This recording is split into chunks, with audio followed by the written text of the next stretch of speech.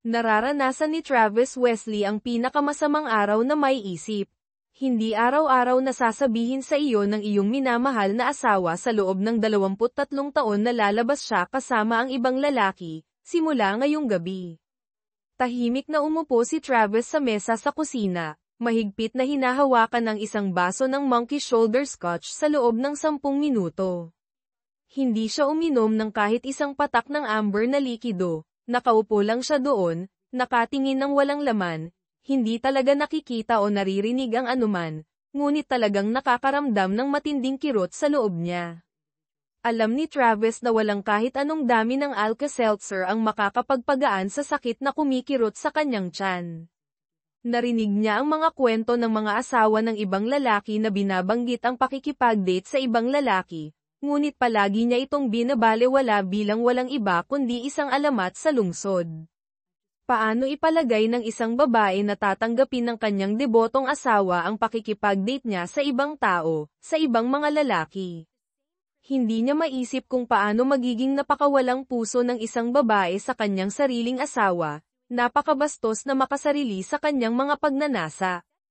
Nangyari ito noong Lunes, ngunit ito ay isang kaaya-ayang araw sa trabaho ni Travis. Umalis siya bandang 5:00 na masigla, sumisipol habang pumapasok sa bahay. Masaya pa rin, natuklasan niya ang kanyang asawa na nakaupo sa mesa sa kusina, tinatamasa ang isang baso ng red wine at ang kanyang paboritong whiskey. Sa pagkuha ng kanyang karaniwang pwesto, ibinaba niya ang kanyang briefcase, nagbuhos ng 3 daliri ng likido, at umupo sa kanyang upuan. Ano ang nasa isip mo, Lauren? Tanong ni Travis, napansin ang isang nakakalokong ngiti sa kanyang mukha. Sinalubong niya ang kanyang tingin ng diretso, bahagyang nakakaloko ang kanyang ngiti. Ang nakita niya sa kanyang mga mata ay hindi nakakaginhawa. Hindi siya komportableng gumalaw sa kanyang upuan. Sa tingin mo ba ay naging mabuting asawa at ina ako sa lahat ng mga taong ito? Trav, tanong niya, ganap na kalmado. Sumimangot si Travis, batid ang kanyang introspective na kalikasan. Halos makita niya ang mga gears na umiikot sa kanyang ulo bago siya sumagot, oo, naniniwala ako. At sa tingin mo ba ay karapat-dapat akong makatanggap ng kahit anong uri ng pagkilala para dito? Patuloy niya sa parehong walang emosyon na tono. Gumugol pa si Travis ng ilang sandali upang pag-isipang mabuti ang tanong. Kaya, dapat ba akong umasa ng gantimpala sa paggawa ng inaasahan sa isang mabuting asawa at ama? Bakit mo nga ba ako tinatanong nito, Lauren? Bulyo niya ng may inis. Travis, ngayon gusto kong lumabas sa isang date kasama ang ibang lalaki, sabi niya ng mahinahon, kasing tahimik ng isang lawa sa isang perpektong umaga. Nagpapasalamat si Travis na nakaupo siya.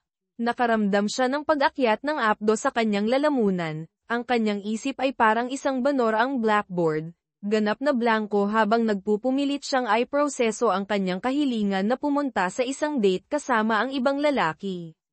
Tinitigan ni Lauren ang kanyang asawa ng isang tingin na nagparamdam sa kanya na parang isang handgal na bata, at dahan-dahan siyang tumango.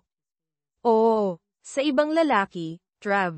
24 na taon na ang nakalipas mula nang maging eksklusibo tayo, at hindi pa ako nakikipag-date sa ibang tao mula noon. Naging tapat akong asawa at debotong ina sa ating mga anak, at naniniwala akong karapat-dapat akong magkaroon ng isang gabi kasama ang ibang tao, isang pagkakataon lang na makaranas ng bago, hindi naghahanap ng pag-ibig, ngunit naghahanap ng kasiyahan, pagtatalik lang, paliwanag niya. 47 na ako, at hindi ako magiging kaakit-akit magpakailanman. Gusto kong tuklasin ang iba pang mga opsyon habang kaakit-akit pa ako at kaya ko silang magkaroon sa aking mga kamay. Dahan-daang bumagsak ang panga ni Travis sa hindi paniniwala. Alam niyang narinig niya ng tama ang kanyang asawa, ngunit tiyak na hindi siya nagbibiro, hindi ba? Hindi na niya kailangang sabihin ang tanong. Tumango si Lauren sa kanya na para bang nababasa niya ang kanyang mga iniisip. Bulong niya, habang tumatayo siya mula sa mesa at umaakyat sa hagdan upang magpalit ng damit. Bumaba ilang sandali ang lumipas, Mukhang nakamamangha si Lauren sa isang maliit na itim na damit na yumayakap sa kanyang figura. Nagtatampok ito ng isang mapangahas na hiwa na nagpapakita ng bahagi ng kanyang dibdib ng walang bra, at bahagya itong umabot sa gitna ng hita ang haba.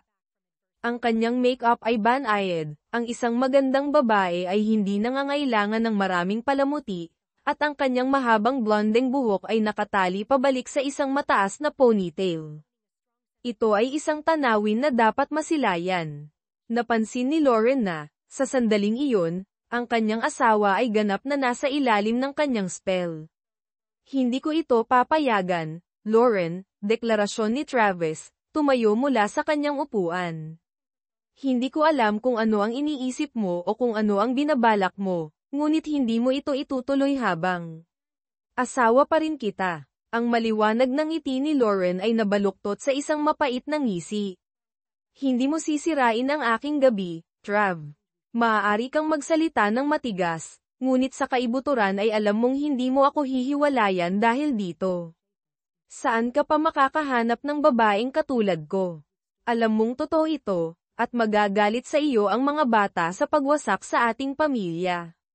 Tumigas ka, Travis. Hayaan mo akong magsaya pansamantala, at pagkatapos ay tayong dalawa na lang ulit, tumatanda ng magkasama. Mahal mo ako, Travis, ayaw mong mapag-isa, habang marami akong opsyon. Bumusina ang isang kotse sa labas. Sa pagkuha ng isang maliit na bag, lumapit si Lauren kay Travis, sinusubukang halikan siya bilang palem. Umatras siya na para bang nabigla ng isang electric shock. Sa pagtabi, mukhang nagulat at nasaktan si Lauren sandali, pagkatapos ay tumigas ang kanyang ekspresyon sa galit. Babalik ako, marahil, banggit niya, paalis. Pinanood niya ng may pagkasindak habang lumalabas siya sa pinto. Maaari bang matapos na talaga ang kanilang 23 taong pagsasama? Iyon ang tila, na pag-isipan niya. Hindi man lang sumulyap si Lauren sa kanya habang umaalis siya. Kinumpirma ng mga mananaliksik ang isang malungkot ngunit hindi may kakaila na katotohanan. Ang mga individual na pinagpala ng magandang hitsura ay madalas na may kalamangan sa buhay kaysa sa kanilang mga average na kasamahan. Madali silang bumuo ng mga pagkakaibigan, nakakaakit ng higit na pansin, at nakakatanggap pa ng mas mahusay na grado mula sa mga guro. Sa kaso ni Lauren, napatunayang totoo ito at lalo lamang tumindi nang siya ay maging 13 at ganap na mabuo ang kanyang dibdib. Mabilis niyang natutunan na ang isang kumpas ng kanyang mga pilikmata at isang ngiti ay maaaring manalo ng halos anumang lalaking gusto niya, at para sa mga lalaking nagpapahirap na makamit, pinagdiinan lamang niya ng kaunti ang kanyang pisikal na katangian, na tinatatakan ang deal. Tulad ng halos bawat lalaking nakasalamuhan niya, si Travis ay nahulog sa alindog ni Lauren halos kaagad pagkatapos siyang makilala. Lumipat ang kanyang pamilya sa lungsod bago siya magsimula ng 8 baitang. Sa pagkakilala kay Lauren sa kanyang unang araw ng paaralan, agad siyang nabighani. Si Travis, isang mahusay na atleta na sikat sa kanyang mga kasamahan, kalaunan ay nagtipon ng lakas ng loob na imbitahan si Lauren sa isang high school date, at tinanggap niya ito. Nagsimula silang mag-date at nanatiling magkasama hanggang sa mga unang linggo ng kanilang junior year sa lokal na high school. Iyon ay nang wakasan ni Lauren ang mga bagay sa binata upang habulin si Landon Estes, isang starting player sa football team ng paaralan. Noong panahong iyon, si Travis ay nakatayo sa 5 feet 4 inches na taas at tumitimbang ng 110 lbs, samantalang si Estes ay 6 feet 2 inches na taas at 190 pounds. Sa kabila ng pakiramdam ng sakit, kinilala ni Travis ang sitwasyon. Naunawaan niya na si Lauren ay nasa ibang antas sa mga tuntunin ng hitsura. Sa katunayan, karamihan sa mga lalaki sa paaralan ay hindi kayang makipagkumpitensya sa kanya sa bagay na iyon. Dahil romantikong kasangkot si Lauren sa isang manlalaro ng football, nakisalamuha siya sa sikat na grupo sa paaralan, samantalang si Travis ay nanatiling isa sa maraming anonymous na figura na gumagala sa mga hallway. Nakipag-date siya at nakipagkaibigan sa ilang piling estudyante ngunit walang pakikipag-ugnayan kay Lauren noong mga taon niya sa paaralan. Napansin niya na sa mga bihirang pagkakataong nagtatagpo sila, tinrato siya nito na para bang isa siyang ganap na estranghero. Sa una ay nagalit dito, kalaunan ay tinanggap ito ni Travis. Sa kanyang senior year, si Travis ay lumaki ng 2 pulgada at nakakuha ng 40 pounds. Siya ay isang gwapo at atletikong binata, bagamat hindi siya gaanong kapantay ni Lauren, ngunit muli, iilan lamang ang nakagawa nito. Dumalo siya sa prom kasama ang kanyang kaakit-akit ngunit hindi pambihirang kasintahan. Noong gabing iyon, pareho nilang nawala ang kanilang kadalisayan sa isa't isa. Kinoronahan si Lauren bilang prom queen, samantalang ang kanyang date ay pinangalan ng prom king. Nagtalik din sila pagkatapos ng graduation, gayunpaman, bago ito, hindi siya isang dalaga. Minsan ay minamanipula niya ang mga sitwasyon para sa kanyang kalamangan. Ang pagtatalik ay palaging bahagi ng equation para sa sino mang lalaking maswerte upang makipag-date kay Lauren. Pagkatapos ng high school, nagpersige si Travis sa accounting sa Michigan State University. Sa loob ng kanyang 4 na taon doon, nakipag-date siya sa ilang babae ngunit hindi nakikipag-ugnayan sa anumang seryosong relasyon. Samantala, nag-aral si Lauren ng marketing sa Central Michigan University. Nakipag-date siya at natulog kasama ang maraming lalaki noong mga taon niya sa kolehiyo, nakisangkot pa sa isang propesor ng marketing upang mapabuti ang B sa isang A pagkatapos ng maraming taon na pinagnanasaan. Si Lauren ay naging napakahusay sa laro. Sa pamamagitan ng pagkakataon lamang, pareho silang nakakuha ng trabaho sa Grand Rapids pagkatapos ng kolehiyo. Halos 1 taon pagkatapos ng graduation, si Travis at ilang katrabaho ay nagpapahinga noong Biyernes ng gabi sa isang sikat na bar at restaurant nang pumasok si Lauren kasama ang 2 kasama. Ang lahat ng mga mata ay agad na bumaling sa nakamamanghang babae sa maikling berdeng damit na may plunging neckline. Bahagyang kinilala ni Lauren ang atensyon, noon, naging routine na ito para sa kanya. Sino ang Diyosa na iyon? Bulalas ni Steve White sa buong mesa ng mga katrabaho nang walang pag-aatubili. Agad na sumagot si Travis, mga ginoo at ginang, kilalanin si Lauren SS, Diyosa at ang aking middle school sweetheart. Ang bawat ulo sa mesa ay bumaling mula sa babae kay Travis, marami ang nagtataka sa sorpresa. Kilala mo siya? Tanong ng isa nang hindi makapaniwala. Napangiwi si Travis. Hindi gusto ang anumang atensyon na iginuhit sa kanyang sarili. Kami ay mga 14 na minsan. Nagsimula ang high school, naging invisible ako, at binaliwala niya ako sa loob ng 4 na taon, bulong niya ng tahimik. Kaya, mayroon ka bang anumang juicy stories mula noon, biro ng isa sa mga babae sa mesa, na nagdulot ng pagtawa mula sa grupo. Nakuha nito ang atensyon ni Lauren at ng kanyang kaibigan sandali. Akala niya nakikilala niya ang isa sa mga lalaki sa mesa, ngunit hindi siya sigurado. Ang trio ay umupo sa malapit, kasama si Lauren na nakaharap sa mesa ng hindi gaanong pamilyar na lalaki. Dude, bakit hindi ka lumapit at bumati? Paghimok ni White. Halos naglalaway ka na, biro ni Steve. Si Casey Gardel, isa pang kasamahan, ay nagdagdag, nagpanggap siyang hindi niya ako kilala sa loob ng 4 na taon. Hindi ko maintindihan kung bakit niya ako maaalala ngayon, bulong ni Travis, tumatango bilang pagsang-ayon sa ilang iba pa.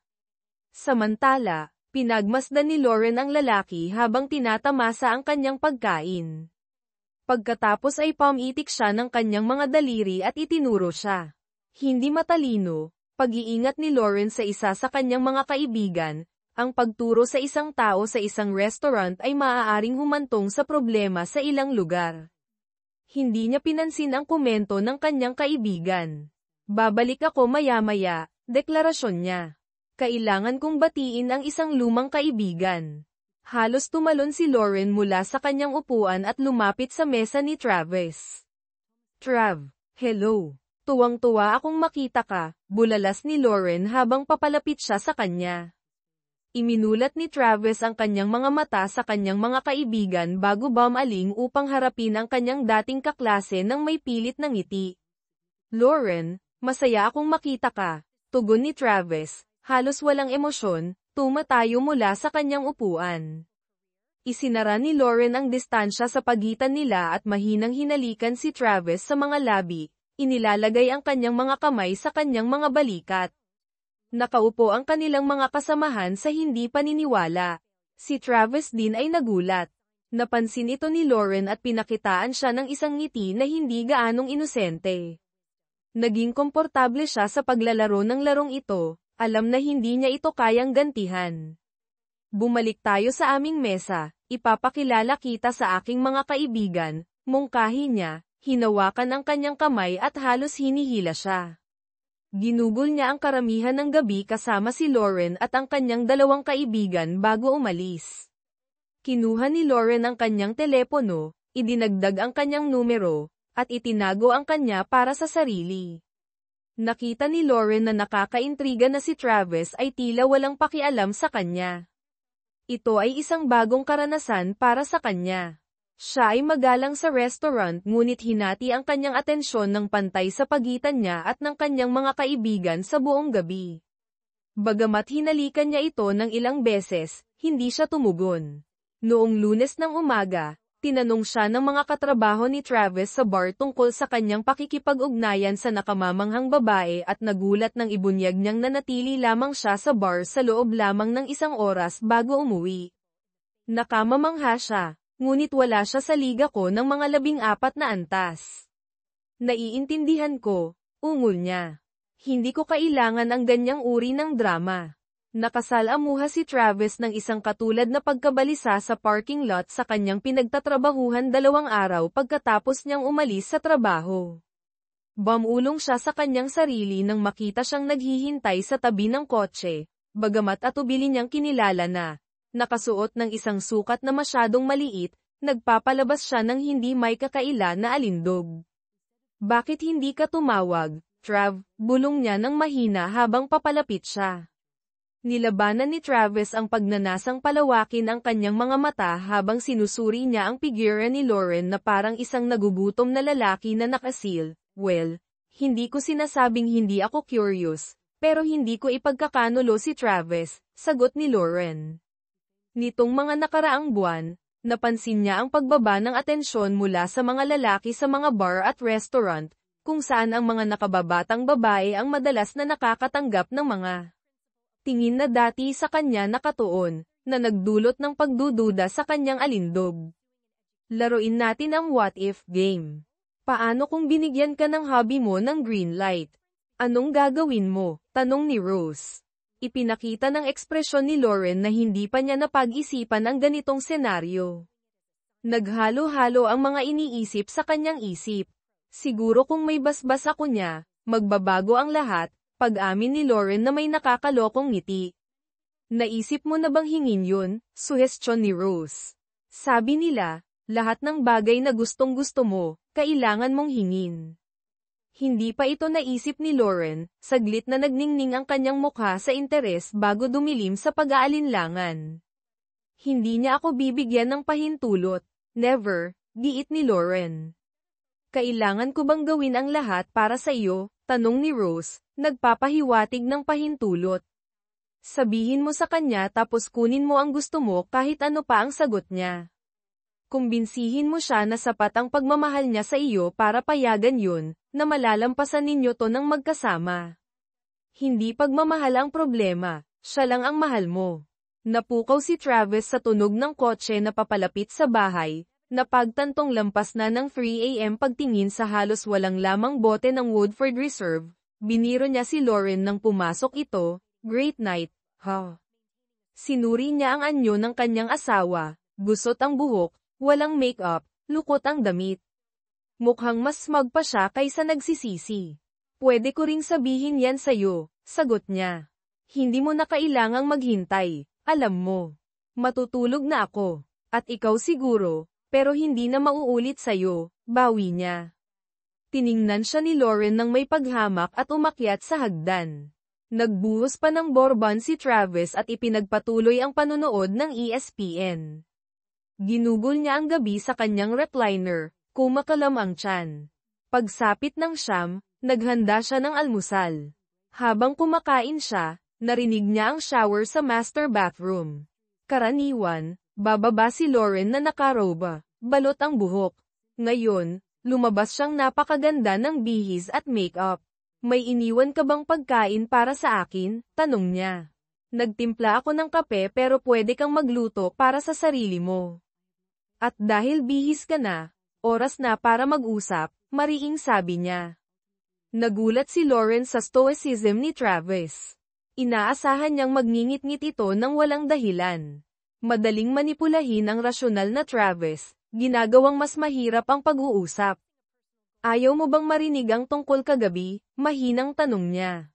Napansin ni Travis ang kanyang air of superiority. Talaga bang naniniwala siyang gustong marinig ni Travis ang tungkol sa pagtataksil sa kanya? Halos hindi. Gusto kong malaman ang plano mo para sa pagsasama natin sa hinaharap, sagot ni Travis ng pantay. Gaya ng nabanggit ko kahapon, plano kong tuklasin ang ibang lalaki sa loob ng ilang taon. Lovemaking lang, walang pagmamahal. Ikaw lang ang mahal ko, pero gusto ko ang kilig ng bago. Kahanga-hanga ka sa kama pero naghahanap ako ng iba't ibang karanasan. Gusto kong maranasan ang ibang lalaki habang kaakit-akit pa ako. Nag-ukol ako ng 23 taon sa iyo nang walang iniisip na pagtataksil. Hinahanap ko ang excitement ng hindi pa alam. Kamangha-mangha ka pero gusto ko ng kaunting diversity sa loob ng ilang panahon, tapos sama tayong tatanda at magpapasalamat ako sa karanasan, na eksklusibong magpapasaya sa iyo sa buong buhay natin, paliwanag ni Lauren. Nakikinig ng mabuti si Travis habang nagsasalita si Lauren, naghahanda ng toast at jam para sa kanyang kape. Natagpuan niya ang kanyang paraan ng paglalagay ng mantikilya sa toast habang tinatalakay ang pinakamahalagang bagay sa kanyang buhay na medyo detached. Marami siyang tanong. Tungkol lang ba ito sa paghahanap ng iba't ibang karanasan? Hindi ba ako sapat para sa iyo? Tanong niya na may pigil na boses. Bago pa siya makasagot, sumingit siya. Kaya nag-propose ka ng open marriage sa loob ng ilang panahon, tapos babalik sa monogamy mamaya. Ibig bang sabihin nito pwede rin akong makipagkita sa ibang tao? Nahirapan si Lauren na pigilan ang kanyang pagtawa. Ang pag-iisip na yayain ng kanyang sweet at reservang asawa ang ibang babae ay nakakatawa lang. Si Travis ang pinaka-honest about marriage sa lahat ng lalaking nakilala niya. Gayunpaman, kung ito ang kailangan para theoretically na sumang-ayon siya, kung gayon oo, kinumpirma niya, naturally. Inaasahan kong purely physical din ito para sa iyo. Tumaas ang kilay ni Travis at nagkibit-balikat. Hindi naintindihan ni Lauren ang kahalagahan ng kilos na ito, ngunit mayroon siyang inkling.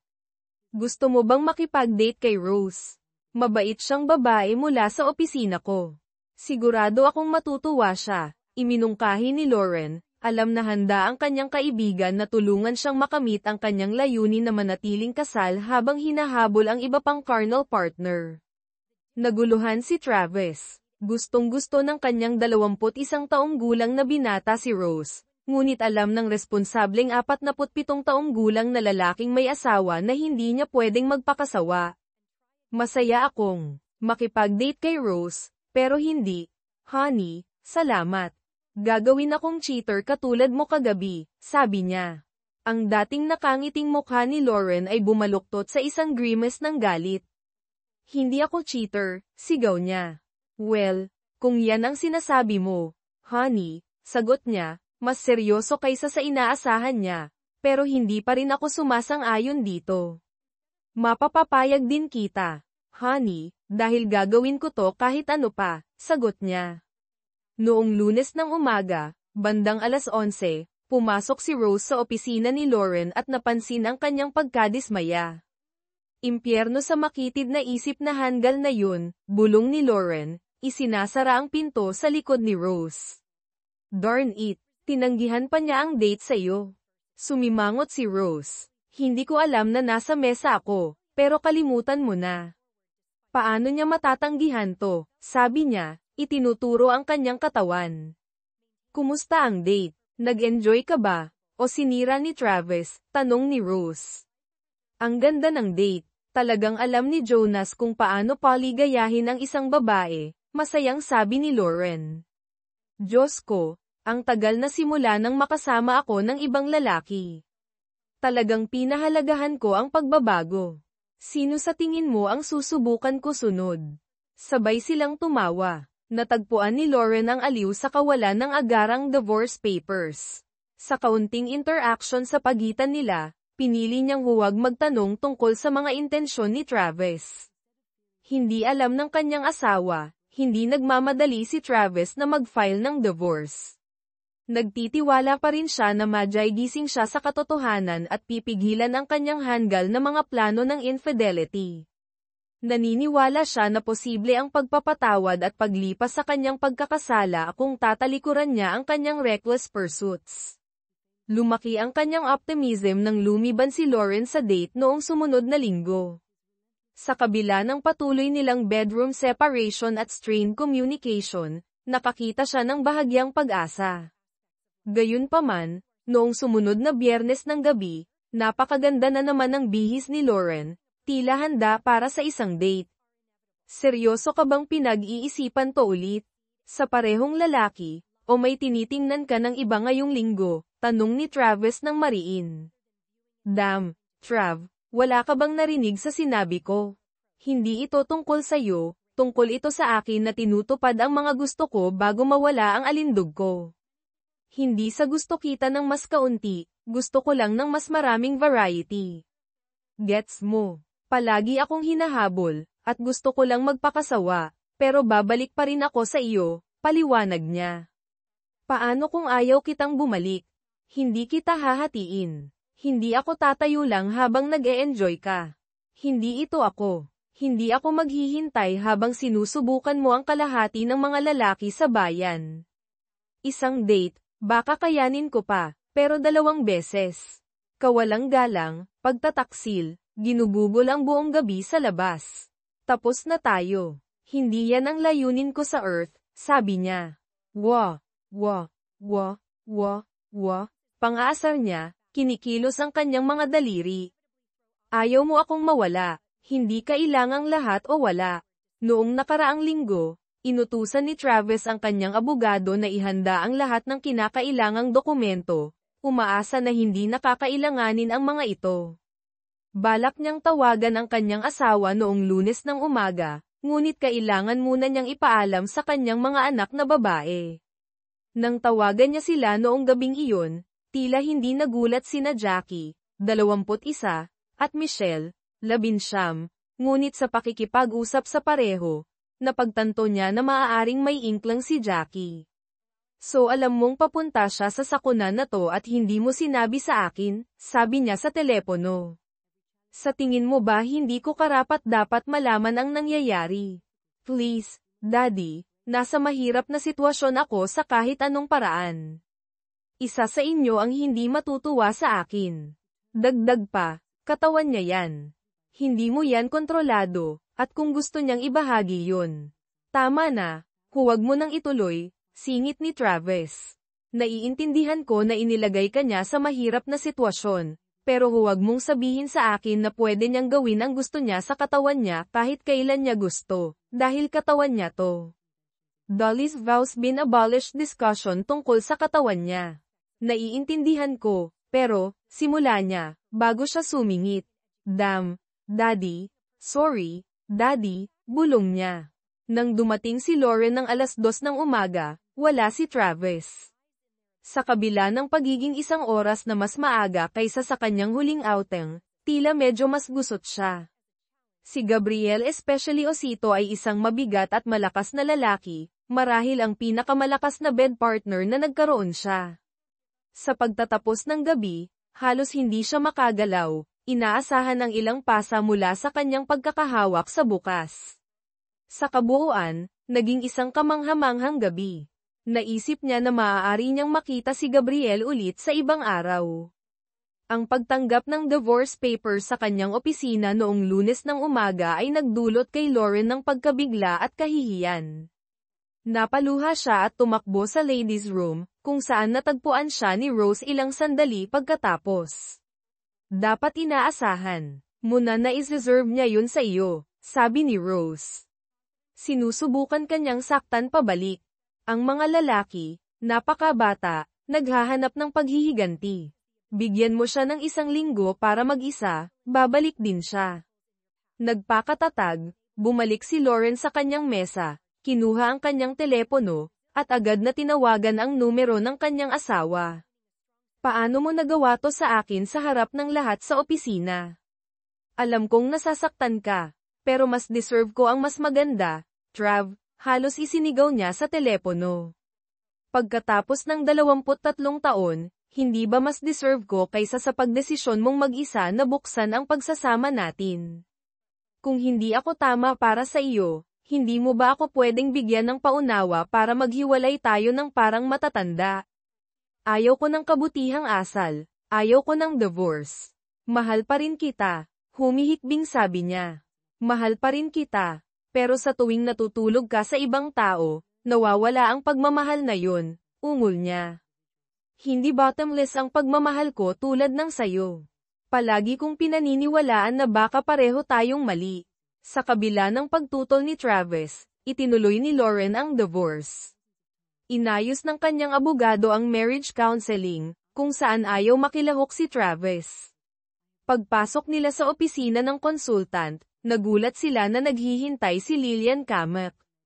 Ang data tungkol sa marriage counselors ay nagpapahiwatig na karamihan ay naglalayong pagkasunduin ang nagdi-divorce na mag-asawa, kadalasan ay may bias na pumapabor sa mga babae, simula ng consultant.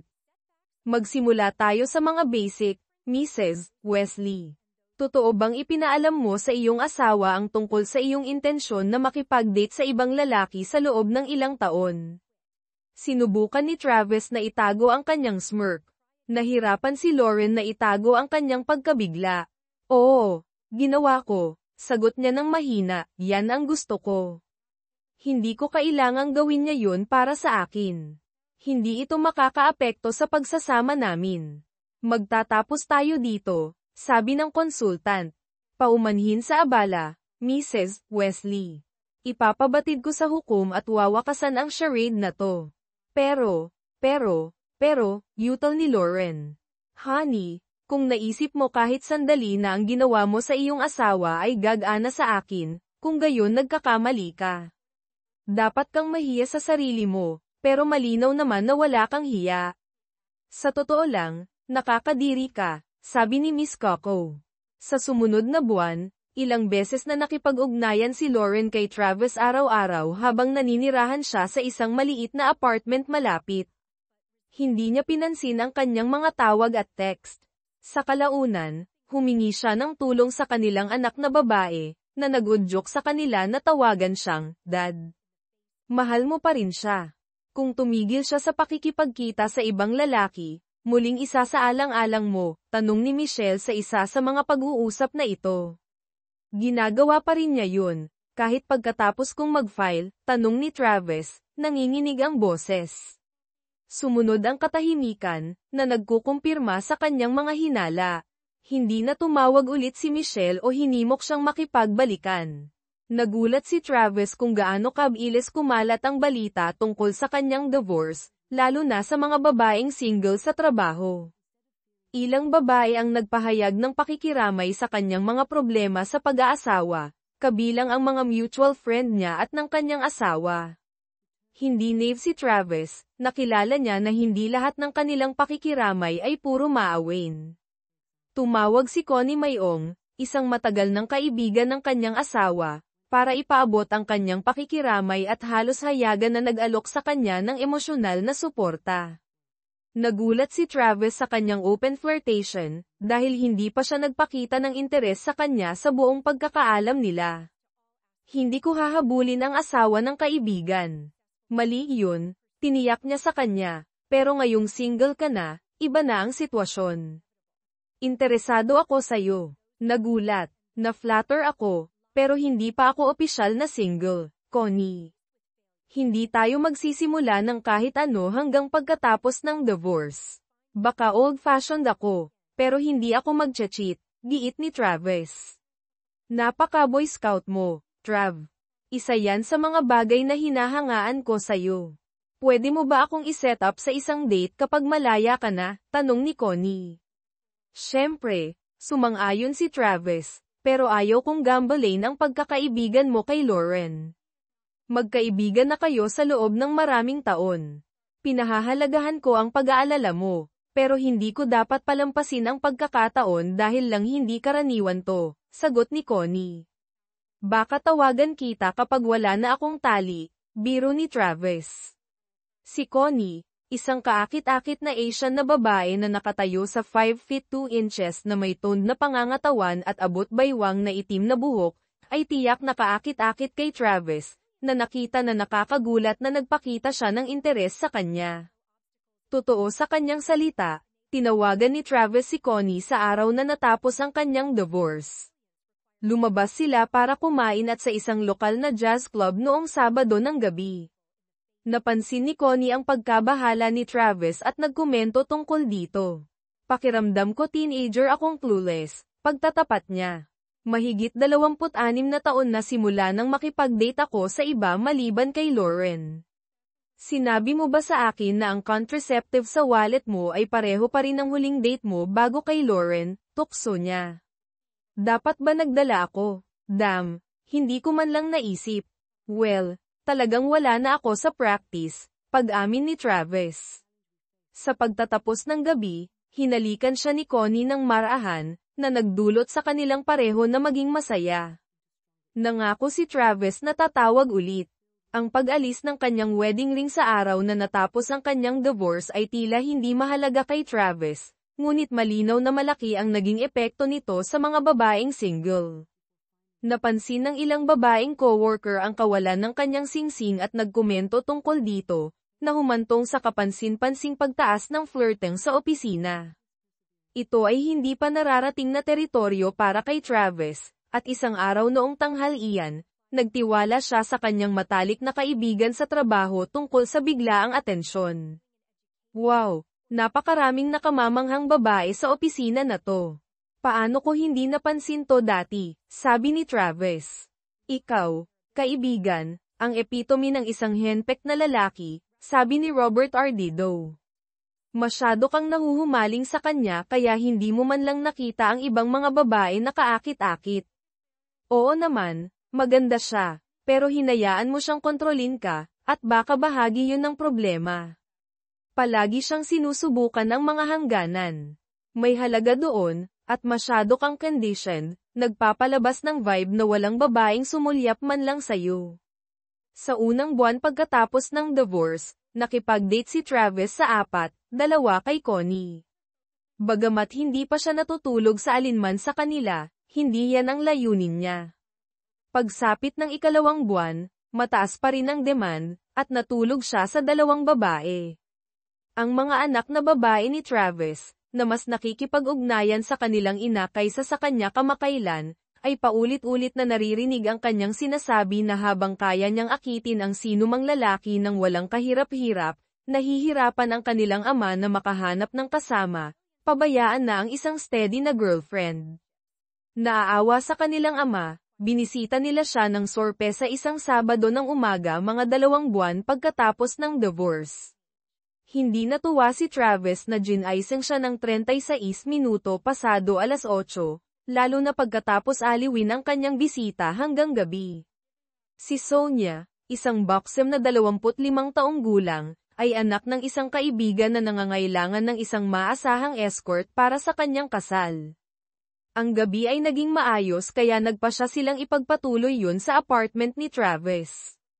Habang natutulog si Sonia sa kanyang kama, si Travis, na nakasuot ng robe, ay binuksan ang pinto at natagpuan ang kanyang mga anak na babae na nakangiti na may mga bag ng breakfast goodies. Anong nangyayari? Tanong niya, nagulat nang pumasok sila. Hi Dad, pwede bang sumama ang 2 mong paboritong anak na babae para mag-almusal? Hiyaw ni Jackie habang inaalis nila ang mga bag.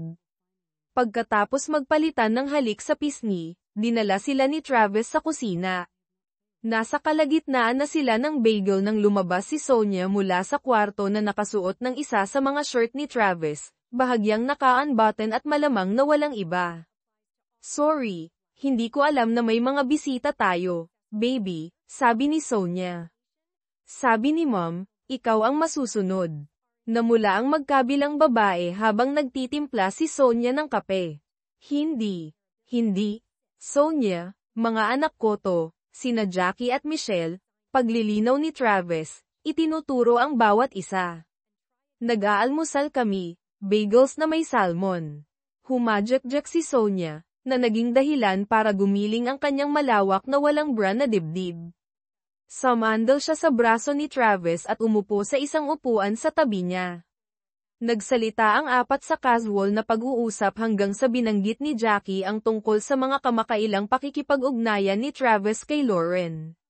Nagbago ang kanyang mood, na nagmarka ng unang pagkakataon na nakaramdam siya ng pagkabalisa sa mga nakaraang araw.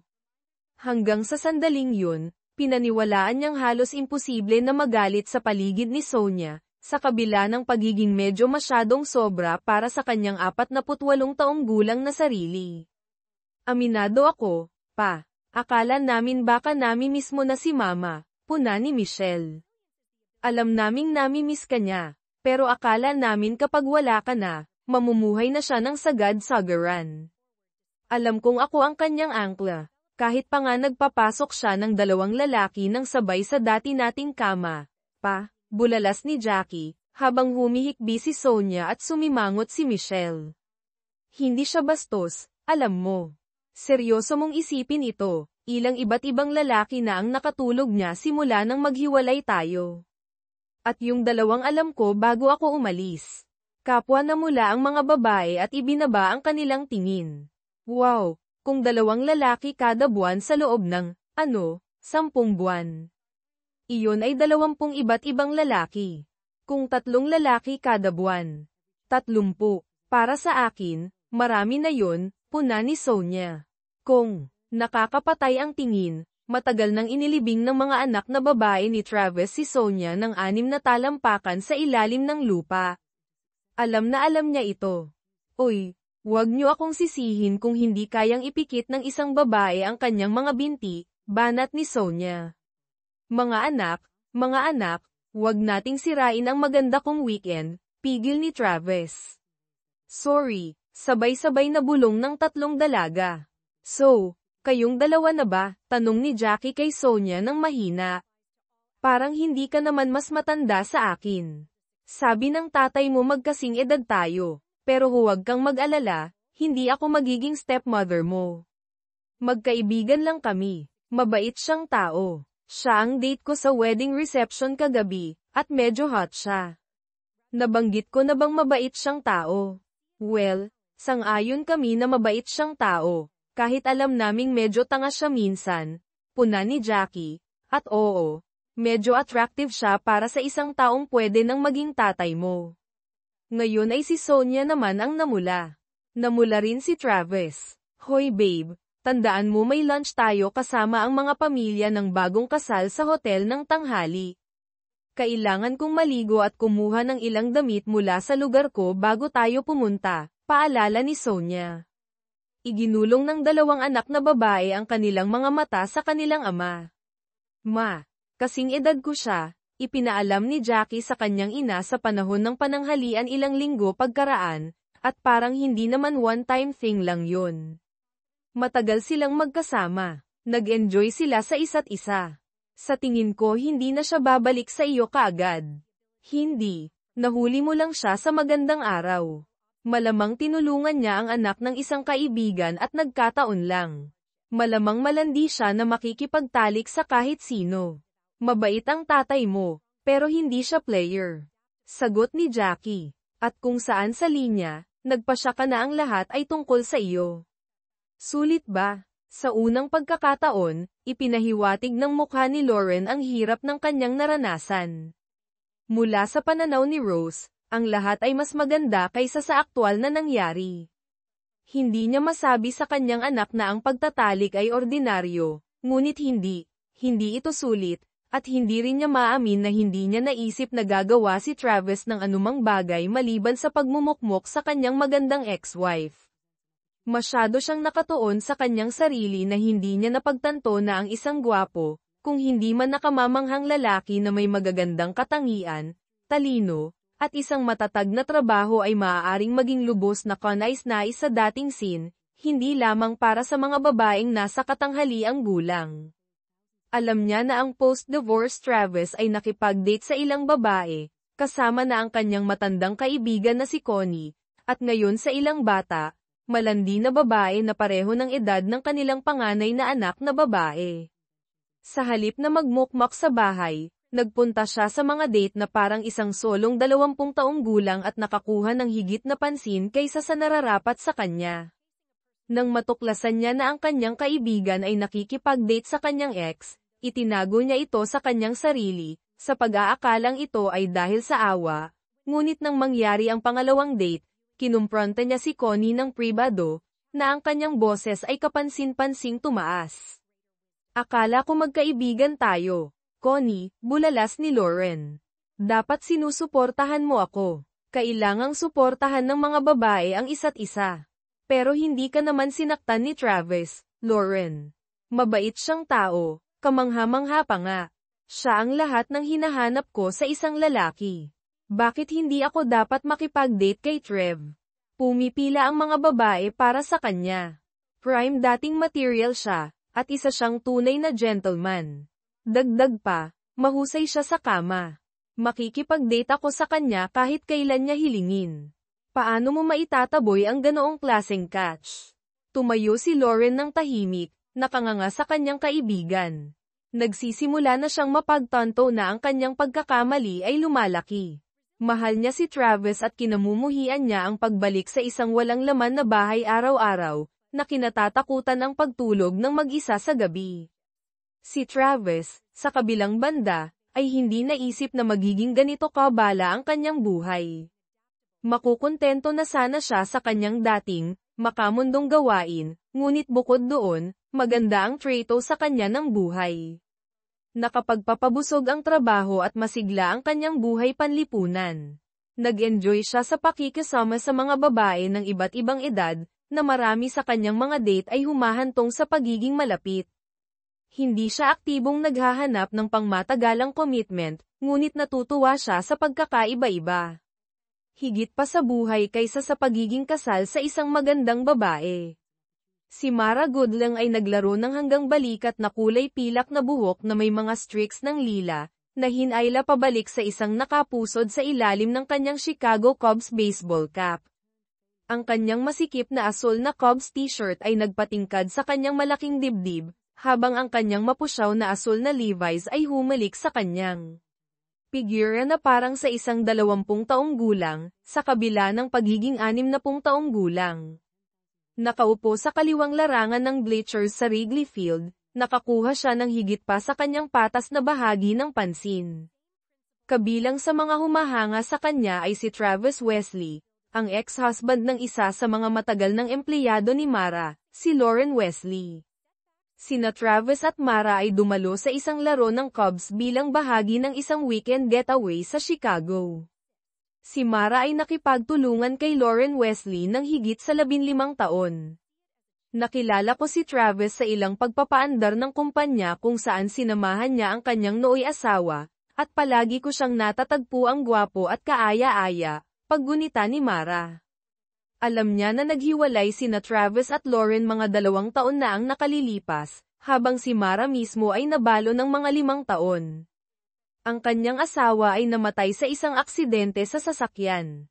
Sa panahong ito, nagkaroon lamang siya ng isang date, pagkatapos nito ay nagpasya siyang kunin ang numero ng telepono ni Travis. Oo, naaalala siya ni Travis. Nahirapan siyang kalimutan ng isang babae na nagpakita ng parehong pagiging elegante at kagandahan. Magiging interesado siyang makipag-dinner sa kanya. Talagang sumang-ayon siya. Ito ay nangyari ilang buwan bago ang kasalukuyang sandali. Ang kanilang paunang date ay naganap sa isang high-end na restaurant, na sinundan ng isang konsyerto sa Philharmonic, na may ibinigay na mga tiket si Mara.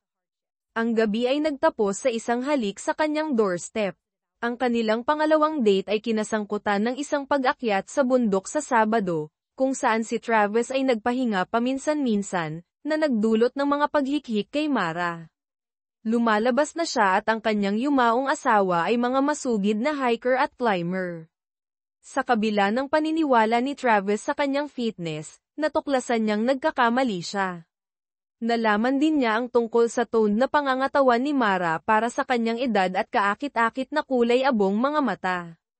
Ang date ay nagtapos sa masuyong pagtatalik sa living room rug ni Mara, kasunod ng isang madamdaming make-out session sa kanyang sofa. Ang kanyang timpla ng pagiging sopistikado at kagandahan ng babaeng kapitbahay ay nakintal sa kanya. Masigasig na sumang-ayon si Mara nang imungkahi ni Travis ang isang weekend ng pamamasyal sa Chicago bilang kanilang ikatlong date. Sa kanilang unang pamamasyal, binanggit ni Mara kay Travis na wala siyang balak na ipaalam kay Lauren ang tungkol sa kanilang relasyon. Habang hindi niya itatanggi kung tatanungin, wala siyang balak na ipalaganap ang katotohanan. Ipinagbigay alam din ni Mara kay Travis na ipinaalam ni Lauren sa kanyang mga kasamahan na naghihiwalay sila ni Travis dahil sa mga hindi maayos na pagkakaiba.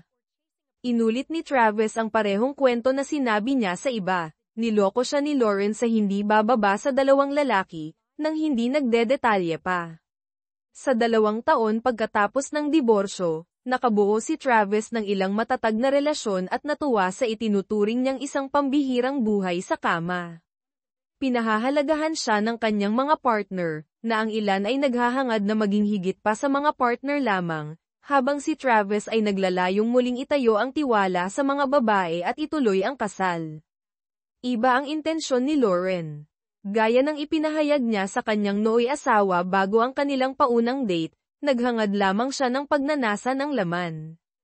Bagamat kaakit-akit pa rin sa marami, hindi siya naghahanap ng emosyonal na koneksyon tulad ng karamihan sa kanyang mga kasama. Ang pangunahing kaibahan na ito sa pagitan ng mga ex-partner ay nagdulot ng problema kay Jackie, na lubos na nakikibahagi sa mga paghahanda sa kasal na pinondohan ng kanyang masayang ama. Nang imungkahi ni Lauren kay Jackie na dumalo ang parehong magulang sa kasal na walang kasama upang maibsan ang tensyon, madaling sumang-ayon si Jackie at ipinaalam ang ideya sa kanyang ama sa pananghalian ng linggong iyon. Ito ba ang iyong makinang na ideya o sa iyong ina? Tanong ni Travis ng mahigpit. Balak kong magdala ng isang babae. Ako ang nagbabayad para sa pagtitipon na ito, at plano kong tamasahin ito kasama ang aking kasama. Nag-aral ka na ba ng sayaw, gaya ng ginawa ko, partikular para sa aking kasal? Medyo nakakataba ng puso, walang buts, Jackie. Halata namang sinusubukan niya akong gipitin, kumikilos ng makasarili upang impluwensyahan ang sitwasyon sa kanyang pabor. Pasensya na, ngunit hindi ako dadalo sa kasal ng aking anak nang walang date. Kung kulang ka sa tapang para ipaalam sa kanya. Kung gayon tiyak na gagawin ko. Maaari siyang dumating ng mag-isa o kasama ang isang kasama na kanyang pinili. Dadalhin ko ang akin, pagpapatibay ni Travis.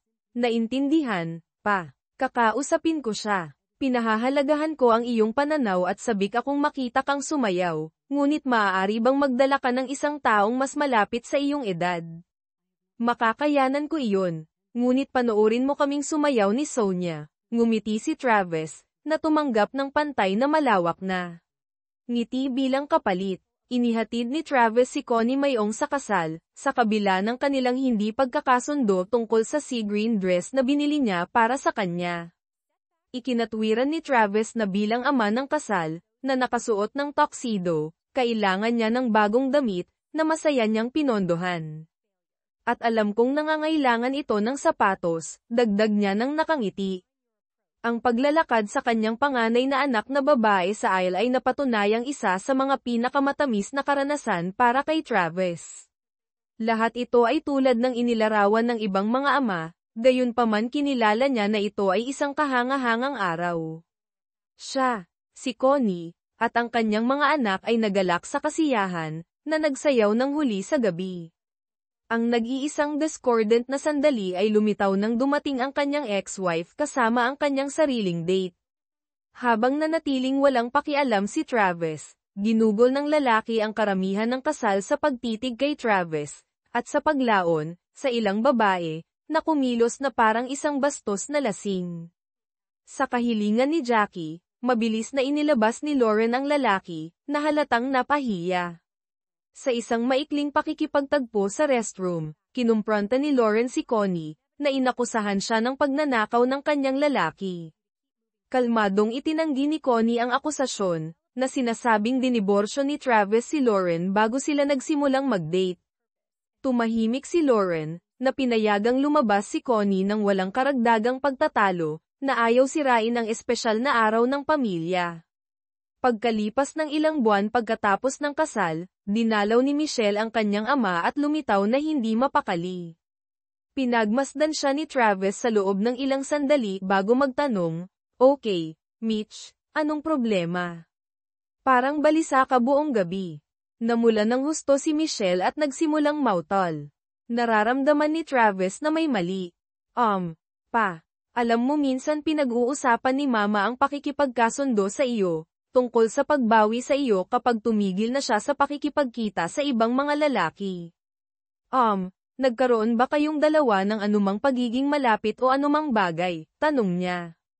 Hindi mo pakialam ang aking personal na buhay, binibini, sagot ni Travis. Ngunit hindi ako nakipagtalik sa iyong ina. At ano, well, ang bagay kasi, may STD siya, pa. Narinig ko ang kanyang pag-uusap kasama ang kanyang mga kaibigan, at binanggit niya na mayroon siyang syphilis. Pahayag ni Michelle ng tahimik, na iniiwasan ang tingin ng kanyang ama. Nagulat si Travis, pagkatapos ay nalungkot, habang pinapanood siya ni Michelle mula sa sulok ng kanyang mata. Sa palagay ko sinasabi mo sa akin dahil nag-aalala ka sa akin, sabi ni Travis, ngunit karaniwang protocol na ipaalam sa lahat ng potensyal na partner ang tungkol sa sakit upang makapagpasuri sila. Hindi ko alam iyon. Nag-aalala lang ako sa iyo, pa, sagot niya. Alam kong nakikipagkita pa rin si Mama sa ibang mga tao. Binabalaan ako ng ilan sa aking mga kaibigan na medyo malandi siya. Palaging awkward kapag sinasabi sa iyo ng isang kaibigan na hindi perpekto ang iyong ina. Pagkalipas ng ilang araw, nakatanggap si Travis ng isang nakakagambalang tawag mula kay Mara. Natanto niya na ibinabahagi niya ang mga alalahanin ni Michelle, malamang na nag-aalala rin tungkol sa kanyang sariling kalusugan. Kung iniisip mo kung nakipagtalik ako sa aking ex, ang sagot ay isang malaking hindi, tiniyak ni Travis. Maniwala ka sa akin, Mara, naiintindihan ko ang iyong pag-aalala, ngunit hindi ko makontrol ang mga aksyon ng aking ex, scandal, ang pinakamababang salitang narinig ko tungkol sa kanya kamakailan, puna ni Mara. Sa mga nakalipas na buwan, ang kanyang mga extracurricular activities ay naging sideline gossip. Tila sa haba ng kanyang pagiging single, lalo niyang binababa ang kanyang bantay. Ginagamit ni Lauren ang kanyang katayuan bilang leverage upang makuha muli si Travis. Nasisiyahan sa kanyang nakaraang mga karanasan, 6 na buwan pagkatapos ideklara na gumaling, binalak niya ang kanyang muling pagsasama. Nagtataglay pa rin siya ng ilang sama ng loob kay Travis sa pagsisimula ng kanilang diborsyo, na hindi ang kanyang orihinal na intensyon. Ipinapalagay niya na hindi maglakas loob na diborsyuhin siya ni Travis, na iniisip na hindi malamang na makakahanap siya ng isang taong kasing talento niya. Maaaring nagtagumpay ang kanyang plano kung hindi hinabol ng ibang mga babae si Travis. May tiwala sa kanyang pang-akit, hindi niya maisip na si Travis ay nabighani sa iba. Alam kong mahusay siya, ngunit hindi ba nakikita ng mga babaeng ito na hindi siya nasa antas ko? Panaghoy niya kay Rose isang gabi habang sumisip-sip sila ng margaritas na naghihintay sa kanilang mga date. Hinikayat ni Rose ang pamumuhay ng kanyang kaibigan, na minamaliit ang lalim ni Travis. Umaasa na magmumukmok si Travis habang nag-e-enjoy siya. Pinapanatili ni Lauren at Rose ang mga tab kay Travis pagkatapos ng ultimatum, upang lamang matagpuan na ang kanyang buhay sa kama pagkatapos ng diborsyo ay katunggali ng kanyang. Kung magiging tapat si Lauren, maaari niyang aminin na ang emosyonal na katuparan ng kanyang ex-husband ay tila nakahihigit. Habang talagang nasisiyahan si Travis sa mga date, ikinulong ni Lauren ang kanyang sarili sa kanyang bilog, bagaman walang pagiging malapit. Pagkatapos ng kanyang STD scare, Napansin niya ang isang matagalang lol. Siguro oras na para magsama silang muli ni Travis, pag-iisip niya. Nagulat si Travis sa boses sa kabilang dulo ng linya. Halos 2 taon na niyang hindi nakakausap ang kanyang ex-wife. Isa sa kanyang mga anak na babae ang dapat na nagbigay sa kanya ng kanyang bagong numero ng cellphone. Habang hindi niya sila pinagbawalan sa paggawa nito, nilinaw niya na hindi niya nakikita ang pangangailangan para sa direktang komunikasyon sa kanya muli. "Hi, Trev," huni niya sa kanyang pinakamatamis na tono. "Sa tingin ko oras na para mag-usap tayo. At akala ko sumang-ayon tayo na hindi mag-uusap hanggang sa magpakasal ang lalaki, ngunit dahil hindi pa iyon nangyayari, baka bumalik tayo sa pananahimik," sagot ni Travis. Parehong Travis pa rin, sinusubukan pa ring itanggi na mahal mo ako, ngunit sa kaibuturan, alam mong gusto mo akong bumalik, pagpupumilit niya. Parehong Lauren pa rin, sagot niya. Akala mo pa rin umiikot sa iyo ang lahat. Tingnan mo, Trav, alam kong galit ka pa rin sa akin, pero talagang mahal kita. Siguro dapat niloko na lang kita at itinago, pero magiging mapanlin lang iyon, pag-amin niya. Loko pa rin iyon, Lauren. Dahil lang sinabi mo sa akin na gagawin mo ito ay hindi ito nagiging mas hindi totoo. Ginawa mo ito dahil akala mo hindi kita iiwan. Sa tingin mo ba maliit lang ako, sabi ni Travis. Alam kong iniisip mong 10 ka, impyerno, 12, ngunit lampas doon maganda ka. Hindi ko kailangang manirahan sa iyong anino. Ipinakita sa akin ng mga nakalipas na taon na higit pa ako sa asawa ng isang magandang babae. Gusto ng ibang mga babae ang maya-alok ko at handang bumawi ng emosyonal. Ang aking mga nakalipas na taon ay naging kahanga-hanga. Bakit ko gugustuhing makipag-date sa isang makasariling babae muli na malinaw na hindi ako nirerespeto at, kahit ano pa ang kanyang sabihin, ay hindi ako mahal sa paraang minahal ko siya. Mahal. Sa nakaraang panahunan, pagtatapos niya. Pagkatapos ibaba ang telepono, bumaling si Travis sa babae sa tabi niya. Handa na para sa round 2, tanong niya kay Sonia. Sa huli ay natagpuan ni Sonia ang kanyang soulmate at pinakasalan siya, ngunit patuloy na nakipagrelasyon sina Connie at Mara kay Travis. Mahal niya silang dalawa sa kanyang sariling paraan, ngunit hindi na muling nagpakasal. Mahal din nila siya sa kanilang sariling paraan, at tinanggap ng parehong babae ang dinamikong ito. Pagkalipas ng ilang taon, pareho silang inimbitahan sa kasal ng kanyang pangalawang anak na babae na si Michelle. Hindi ito ikinatuwa ni Lauren, na hindi inimbitahan ang kanyang boyfriend. Nagreklamo siya sa kanyang anak na babae, ngunit hindi nakisimpatya si Michelle. Pagkatapos ko, ni Jackie, at ng kanyang pamilya, sina Connie at Mara ang 2 taong pinakamalapit sa buhay ni Pa, sagot ni Michelle.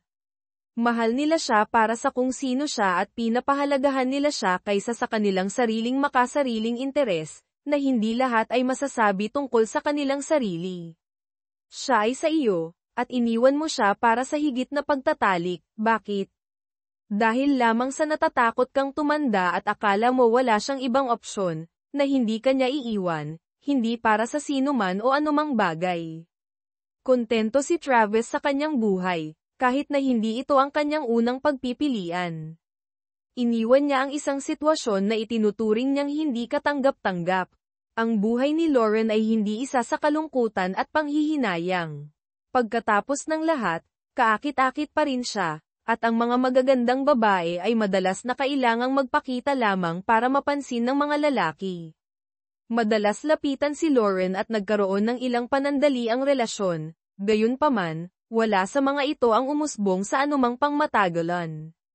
Sa pagmumuni-muni sa kanyang mga pagpipilian, pinagsisihan ni Lauren na sinabihan ang kanyang nooy asawa na iiwan niya siya, na hindi pa rin matanggap na madaling sumuko si Travis sa kanya. Paano niya lubhang namali ang sitwasyon? Siya ay isang 12 sa 10, ngunit siya ay 6 lamang. Hindi dapat nagtapos sa ganito.